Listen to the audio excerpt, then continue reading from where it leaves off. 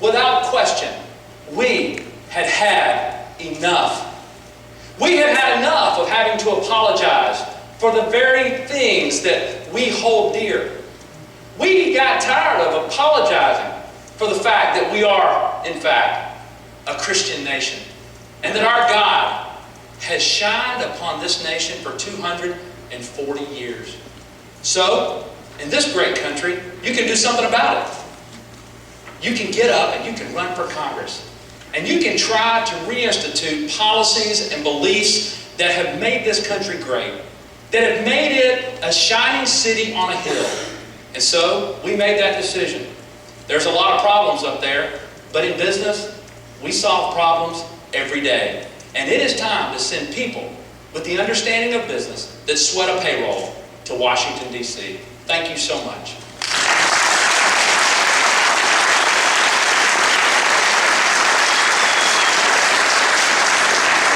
Thank you very much. And we will direct our first question first to congressional candidate Barbara Olsner.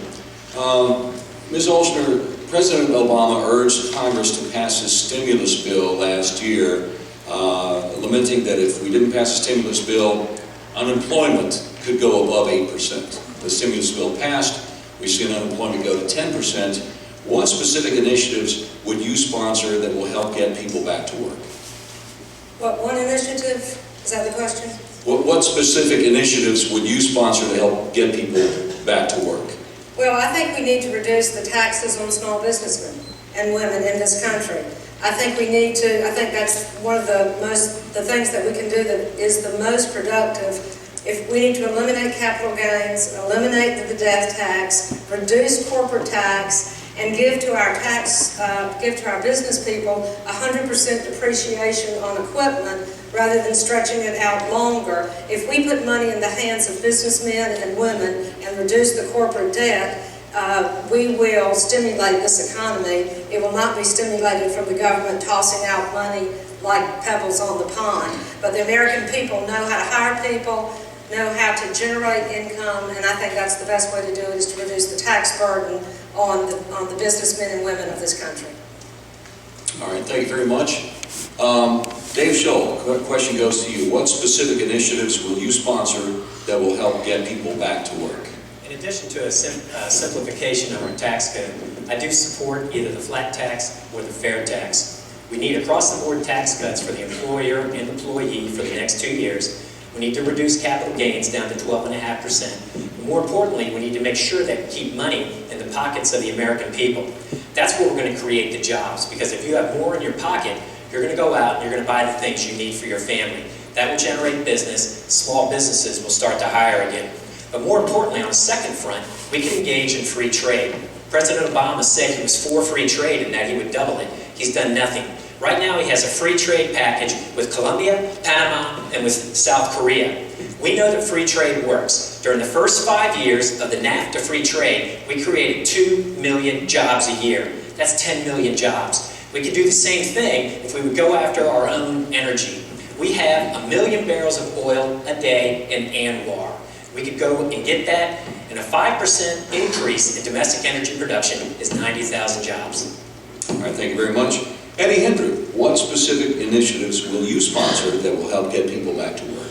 Well, the first thing we have to do is convince President Obama that the government doesn't create jobs. The stimulus bill was the biggest joke, and it's never worked before. The next thing we have to do is freeze our spending at the $2.7 trillion that is coming to the Treasury this year. We need to balance the budget, and then we need to reduce capital gains taxes, death taxes, and also all the other taxes that are inhibiting businesses from hiring people. We also need to end regulations that are inhibiting people, like the Mason-Stevens Act that's hurting the fishermen here.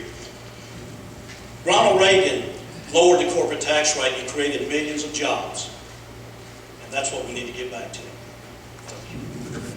Thank you very much. Appreciate that. Ron McNeil, what specific initiatives will you sponsor that will help get people back to work? Well, for one thing, corporations are leaving all their money offshore. And corporations don't pay taxes; they just pass it along. And they pay maybe a gas tax or whatever. corporation not pay it. You know, if you increase the taxes on GE, the light bulb goes up or whatever they're building.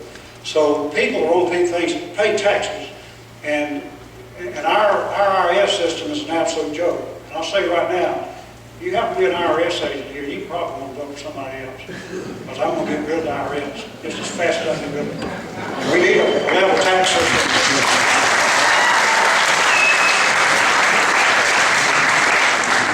Free enterprise is the only thing that really works. That's the only way to create jobs. And all the government employees and all these bills, I heard somebody the other day saying, my goodness, all the people who took the censuses, that's that much more employment. That's ridiculous. All that money comes from our tax dollars from people who work for a job. So that's got to be straightened out. All right, thank you, Mr. McNeil. Steve Sutherland, what specific initiatives will you sponsor that will help get people back to work? We do have to get dollars back into small business. President Ronald Reagan understood that. As soon as he took over an absolute debacle from President Jimmy Carter, he immediately gave tax relief to small business and to families, creating the largest jobs expansion in the nation's history. 441,000 jobs a month for 18 months. It's not rocket science. We have to let you, the people, decide what's the best thing to do with your money. You can make that decision. And we've got to make sure that government gets out of the business of picking and choosing winners and losers. You know what? A capitalistic society depends heavily on winning and losing. And that stimulus plan, Doc, that you made reference to was wrong. Was wrong. And so therefore government has got to get out of the business of picking and choosing winners. All right, thank you, Mr. Sutherland. Our next question, and we'll begin with Dave Scholl as we rotate around.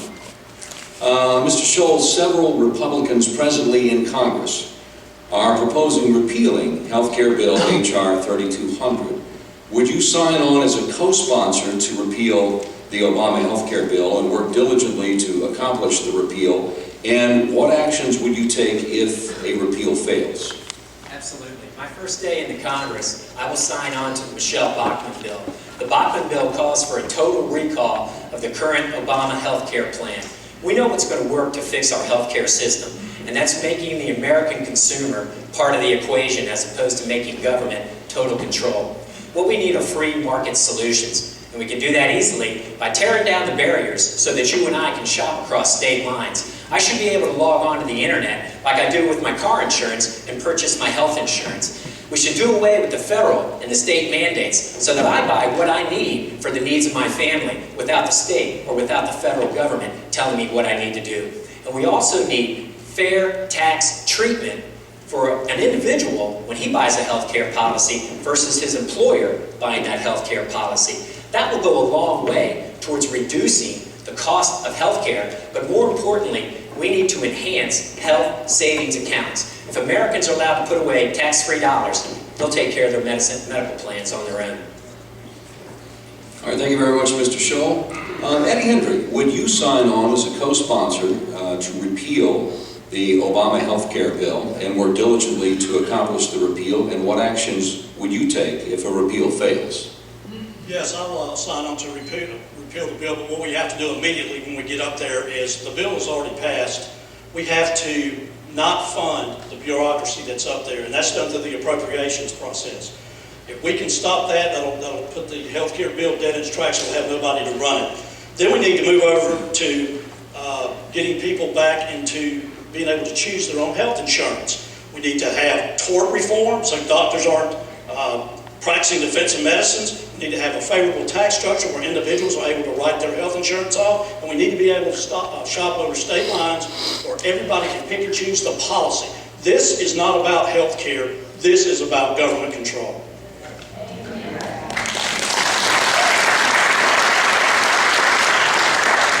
All right, thank you very much, Mr. Hendry. Ron McNeil, would you sign on as a co-sponsor to repeal the Obama health care bill and work diligently to accomplish the repeal? And what actions would you take if a repeal fails? Yes, I will. And the problem with the appeal will be that it'll take a 2/3 majority to override a veto. So we have to win this November, and we have to stop the funding